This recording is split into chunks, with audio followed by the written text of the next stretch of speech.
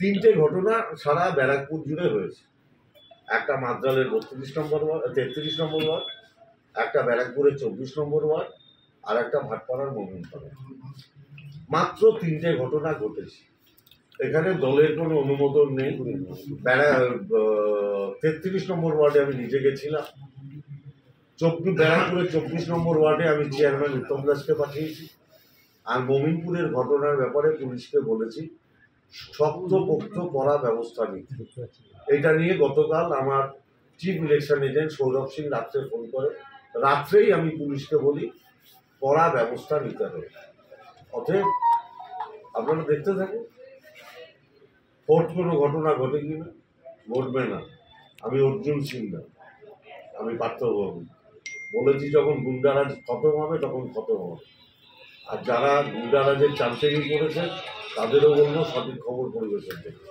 Development Mamata ব্যানার্জির হাত ধরে সারা বাংলায় 2011 সাল থেকে।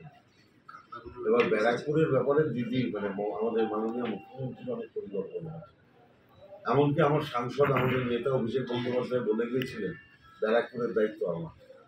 অতএব ব্যারাকপুর নিয়ে মানুষের কাছে যা যা প্রতিশ্রুতি দিয়েছিল, যেগুলো আমার নিজের ক্ষমতার মধ্যে, এডুকেশনাল হাব কিংবা ধরুন এই গুন্ডারাজ খতম করা প্রশাসনকে দিয়ে, এগুলো আমি নিশ্চিতভাবে বাস্তবায়িত করব। আর যেগুলো কেন্দ্রীয় সরকারের সাহায্য দরকার, যে কল্যাণী অগ্নি মেট্রো, এইগুলো তো সরকার কারা গঠন করবে তার উপর নির্ভর করবে। সেখানে যদি কেন্দ্রীয় সরকারের সহযোগিতা হয় নিশ্চিতভাবে উন্নতি করবে। আর একটা জিনিস জেনে যান, বলগড় হাসপাতাল আর নৈহাটি হাসপাতালে প্রভূত উন্নতি হবে আগামী 2 বছরের মধ্যে।